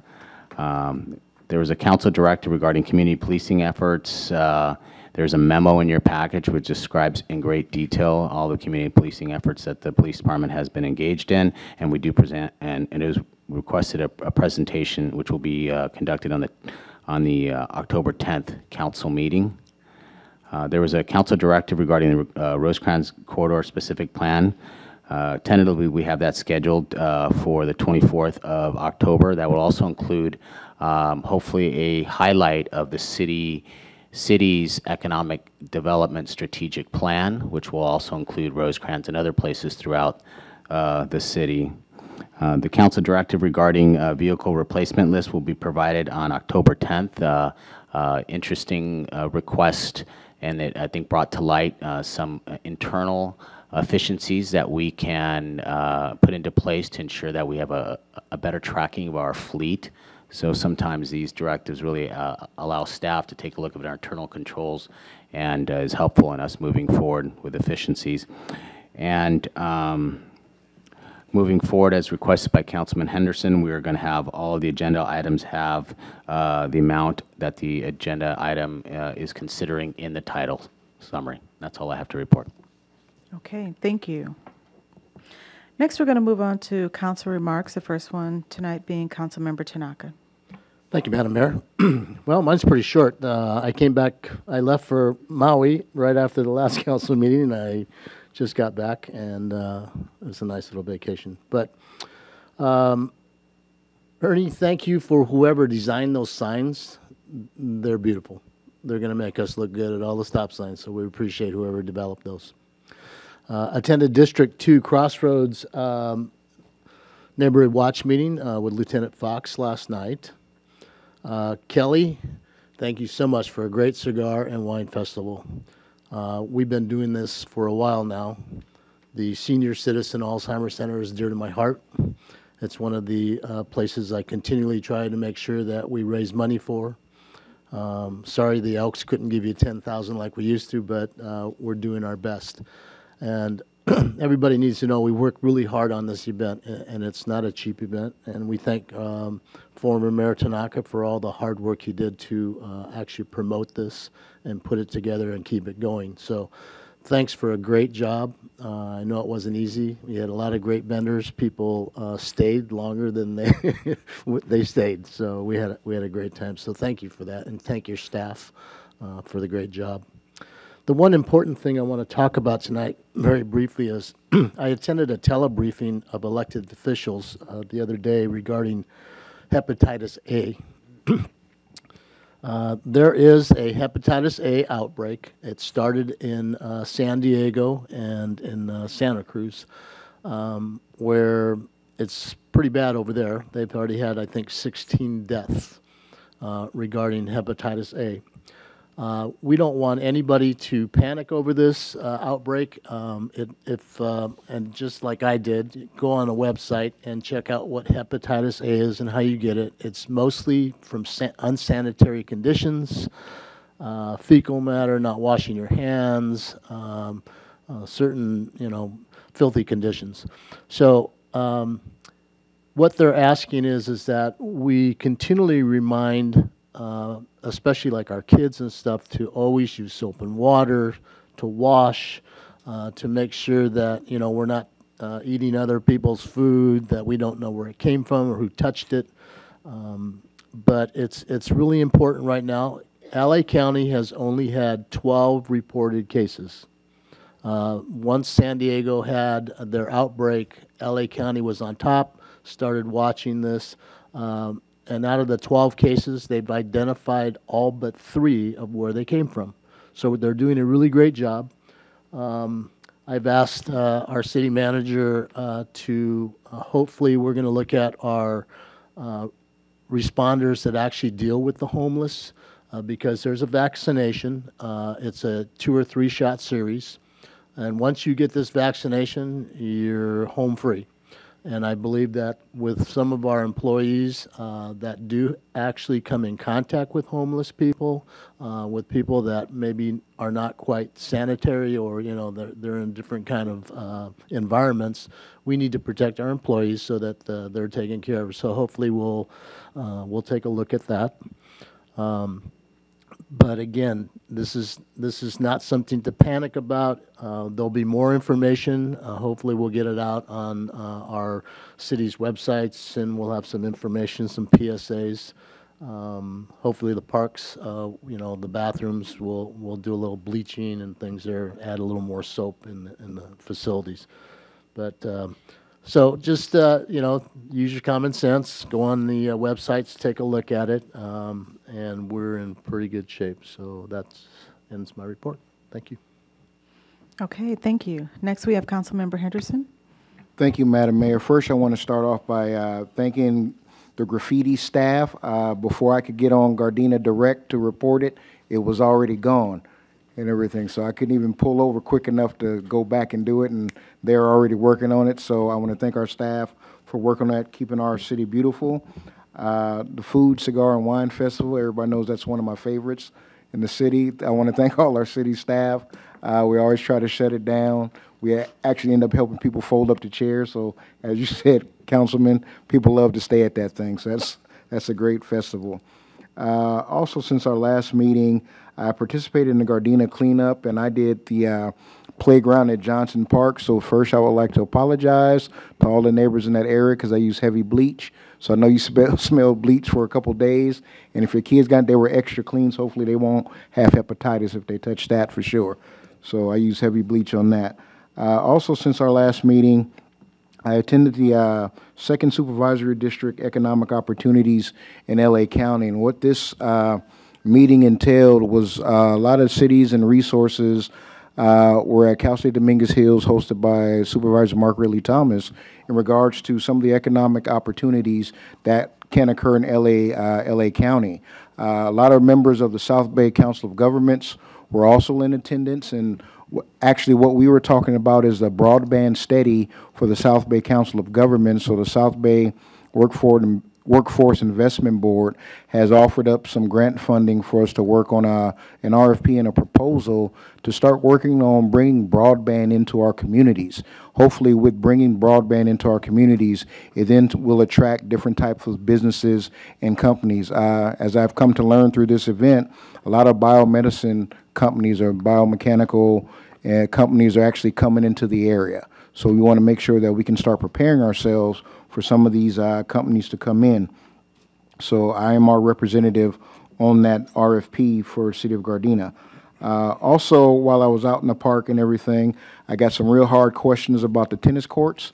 So I'm not sure if Mr. City Manager, anybody's contacted you about the tennis courts, but I've been getting jammed up about that pretty tough. So if they have not contacted you, we can address it. I did try to get them to understand that we do have a plan for tennis courts. I just couldn't recall it at the time. I was probably high on bleach myself. What else? Another reminder I got while I was actually cleaning at Johnson Park, and then the other park was a reminder to pet owners of dogs, if you could definitely be responsible and pick up after your dogs. I realized that we don't have any signs in the park, that I couldn't recall that we had any signs in the parks, but that's been an issue that people have brought to my attention, and what are we going to do about it? So I said I would mention it in my comments and move from there. Also this Saturday, there's going to be a garden cleanup at Perry Middle School. Madam Mayor, so ends my report. Okay, thank you. Next, we have Councilmember Kaskanian. Thank you, Madam Mayor. Since our last meeting, I attended the September 16 Korean American Community Thanksgiving Luncheon here at Nakaoka Center. It was a full house, packed with the local Korean community. Happy Thanksgiving. On September the 22nd, I received an invitation from Consul General of Republic of Armenia, an invitation to celebrate Armenian Independence Day. So I attended the celebration, and I presented a recognition for that. And as per Consul General, he thanked the City of Gardena, Mayor, and the Council. He sent the regards to everybody. On September, no, and well, that's about it, I guess. And I'm just going to wish, I'm going to wish our council member, Mark Henderson, happy birthday. Thank you. And we're going to have the cake, I'm assuming, right, Mark, next? Yes, sir. All right. And Madam Mayor, I would like to adjourn today's meeting in a memory of Mr. Jack Chalabian, a longtime Gardena businessman for 60 years and owner of K. Jack Engineering on 135th Street, passed away Friday, September the 15th. His patent newspaper vending machine manufactured at the Gardena plant and was sold all over the world. So I would like to adjourn in his memory, and that should end my report. Thank you. Okay, thank you. Councilmember Henderson, you had an additional adjournment? Yes, thank you for that reminder, Councilman Cascani. I also would like to see if we could adjourn our meeting tonight in memory of Gertrude Briscoe, who is the maternal grandmother of my son and daughter. She passed yesterday morning, so we want to see if we can definitely adjourn in her honor. Her name is Gertrude Briscoe. Thank you.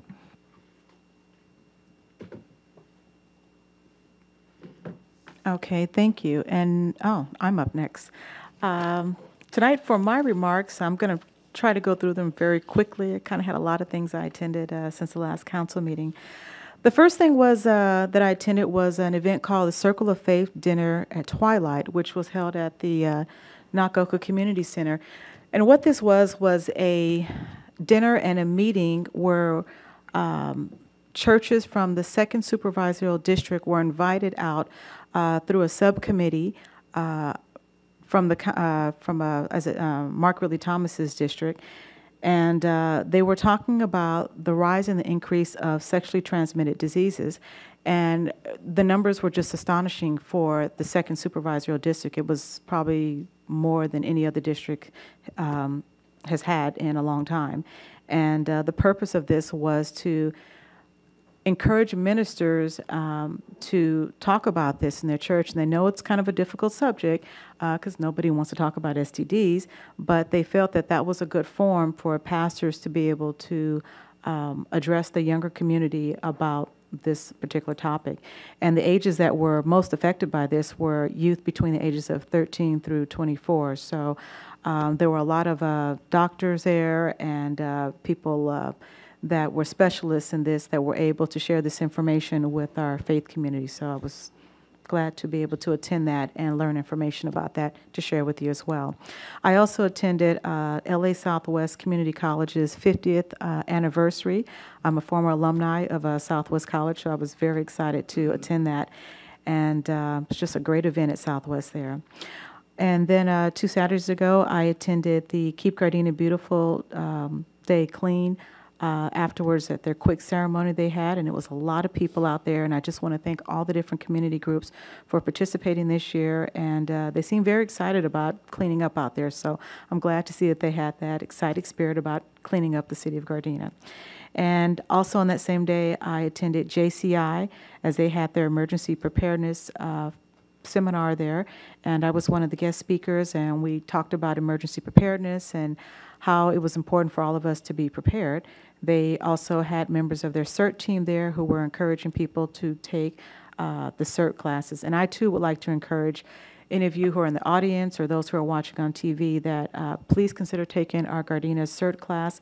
It's free of charge, and it is a great way to help yourself be prepared in the event of an emergency disaster, whether it's an earthquake, a terrorist attack, a flood, or it could be anything.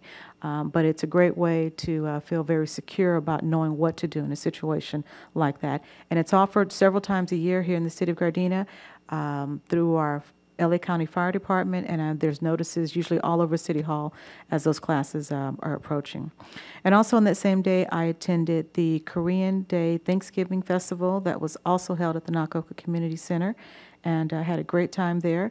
You know, generally every year they have their Thanksgiving festival. At the end, they always have karaoke, and I was looking forward to Mayor Pro Tem Medina being there because last time he shut the house down by singing.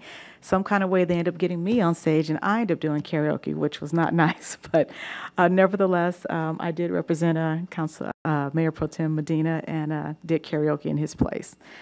And later on that evening, I attended the Heritage Day Club, their festival that was held at the Elks Lodge, and that was a great event to attend as well. And then on last Wednesday, I attended my annual sanitation meeting where I represent the city of Gardena for our sanitation district. And then on this past Thursday and Friday, I was in Washington, D.C. for the Congressional Black Caucus Conference and learned a lot of great information there, just great suggestions for various cities there. And the one that's probably stood out the most to me was one of the seminars I attended was on smart communities that were powered by smart connections. And the topic was talking about 5G and basically smart street lighting, smart transportation, smart buildings, distributed energy resources, and data analytics and intelligence services. And it was really great as, you're building your city up to look to going to 5G because it's going to be a demand from everyone as we get all these great devices that we're using. So I brought some information back to share with our department heads. 5G seems like the way to go. So I thought that was great. And I'd like to also mention my trip to Washington, D.C. was a trip that I elected to do, and it was not at the cost of the city of Gardena. Also on this past Saturday, I attended the Food, Wine, and Cigar Festival, and this was mentioned by my colleagues earlier today.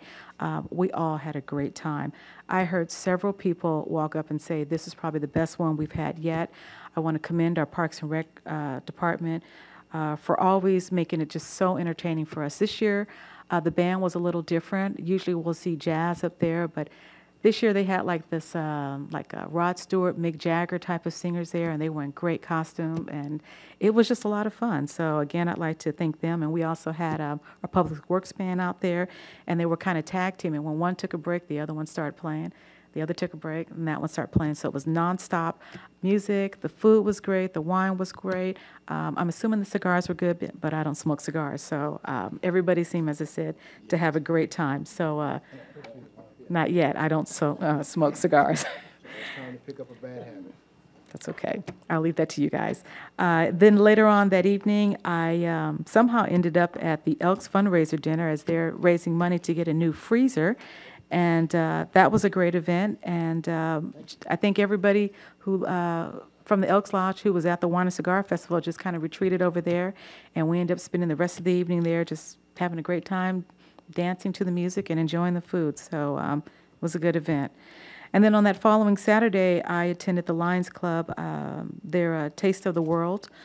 On Sunday, I'm sorry. Seemed like I was doing so much on Saturday, but their Taste of the World event where they had samples of food from around the world, which was really great. And then on Monday, I attended the LA County of Mayors conference that was held at Santa Anita Racetrack, and it was hosted by Mayor Garcetti. Also, a lot of good information that we learned there that I'm eager to share with some of our department heads as well. And then on last night, I attended the Gardena Carson YMCA's Ed Russ Golf Tournament. I didn't play, but I just was there in attendance afterwards. So that, too, was a great event to attend. And that ends my report. Next up is Mayor Pro Tem Medina. Thank you, Mayor Serta. I'll probably be repeating some of the things that you've heard before, but one of the first things I attended at the Elks was the Heritage Festival that they celebrated September 16th, which is the Mexican Independence Day, as opposed to Cinco de Mayo. And we had a good time. We gave away a whole bunch of prizes. We gave away more prizes than, I think we took more time giving away prizes than we did actually dancing and all that other stuff. But it was a great event. Also, the Elks, we have a quarterly visit to the Long Beach Veterans Hospital. And we were very blessed that we had some people that were not Elks that went with us. And one of them is Mr. Adrian Clark. He, my next door neighbor, and he volunteered to go with the Elks to to donate underwear, T-shirts, hats, food, bingo money. One guy won was it $100? Yeah, a guy won $100 playing bingo. And some of those people are blind.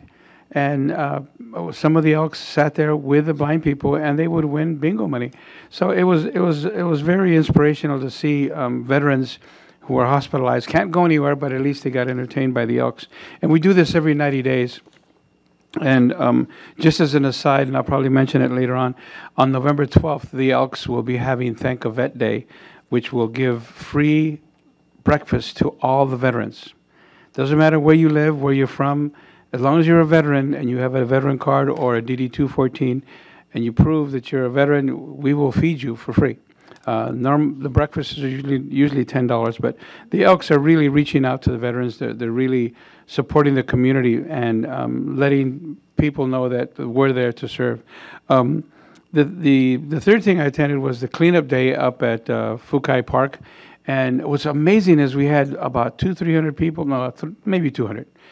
No, not even that much, 100, okay. I exaggerate. We had a lot of people in attendance, and one thing I know I'm not exaggerating because it was written down. We had one group that had 100 volunteers to help clean up the city, and they took on the railroad tracks from Vermont all the way over to, was it 182nd? Whew, that's a big cleanup. So I commend Ms. Fugio and the Parks and Recreation Committee, and also General Services. Okay, I want to make sure I commend all the right people because that is a lot of work. And I luckily they didn't give me any bleach, so I didn't have to do any of that stuff. But it was a fun event, and then I attended. Well, not only did I attend, but I also played for the Food, Wine, and Cigar Festival. We were the first band from 12 to 1:30, and it was a lot of fun. They had like they said earlier, a different vendor, a different venue of music, but it was entertaining. Everyone seemed to have fun. And also attended the Nuestras Raíces, what they call a tardeada in Spanish is considered like an afternoon gig. They were at the thing in Redondo Beach, the Performing Arts, and also at El Camino the following day. I attended the Vector Control, which I'm a member of the Vector Control, the mosquito guys. That's what you guys call us.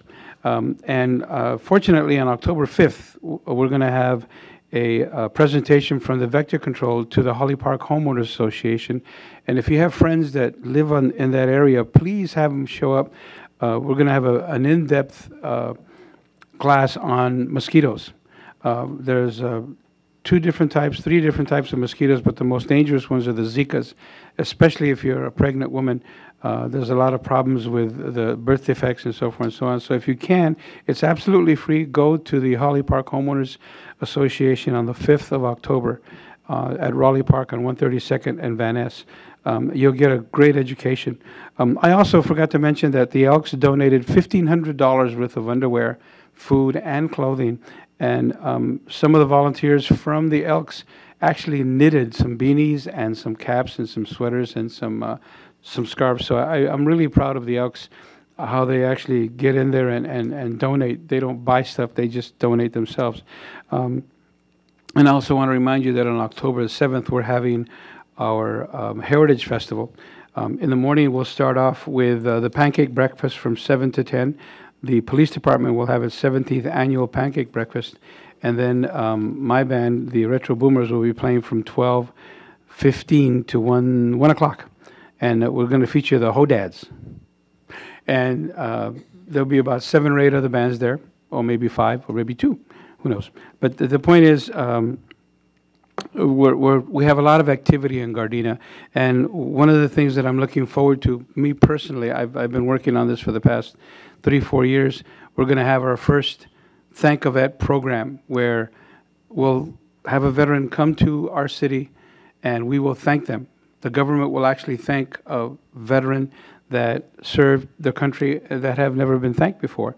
And we will continue to do that every single council meeting as long as we have people that we can thank. So I'm looking forward to that. And I'll give a hint. The first person that we're going to honor is a female. And she served as a nurse in Vietnam. the same time I served. I was there in 67, 68. She was there in 68. So I'm looking forward to that, and that is my report. Oh, don't forget our birthday party. Join us in our birthday party right after this. You can have all the cake you can eat, because I know Mark won't take it home. Okay, so I know it was mentioned a couple of times tonight, but let me officially announce this here. We have 3 announcements here. The first one being GDAP's tomorrow's event, which is Xanax, and it's called Marks the Spot. The workshop is for adults to learn the effects of OTC drugs and RX drugs. This meeting will be tomorrow, Wednesday, September 27, 2017. At our Juvenile Justice Intervention Program Center, which is on 162nd and Western. The registration will be at 5:30. The program starts from 6 to 8, and as was mentioned, there is childcare available. Also, we will have on October the 7th, the Gardena Police Department's 17th Annual Pancake Breakfast from 7 a.m. to 10. It's $4, and it's going to be at the Nakoka Community Center, and all the proceeds will benefit the Gardena Police K-9 program. And then lastly, we're going to have our Heritage Festival. Well, we're calling it the Street Fair now, and it's going to be October 7th from 9 a.m. to 3 p.m. It will be here at the Nakoka Community Center, and admission is free. And lastly here, we're going to adjourn tonight in remembrances of Mrs. Flora Mae Roberts, a longtime community activist and resident of the city of Gardena. We're also going to adjourn in memory of Mr. Bill Ray Briggs, a beloved resident of Gardena for 20 years. We're also going to adjourn in memory of Jack Chalabian, our Gardena business owner. He owned KJAC, which engineered the news racks. He was a businessman for over 60 years. We're also going to adjourn in memory of Guthrie Briscoe, the mother-in-law of Councilmember Henderson. And before we adjourn, I again would like to first off say happy birthday to Councilmember Henderson and invite all who are still here to please join us in the back as we sing happy birthday, as well as share the enormous cake we have back there. Huge cake. So the Gardena City Council meeting will now adjourn to our next regularly scheduled City Council meeting at 7 p.m. on Tuesday, October 10th, and we stand adjourned.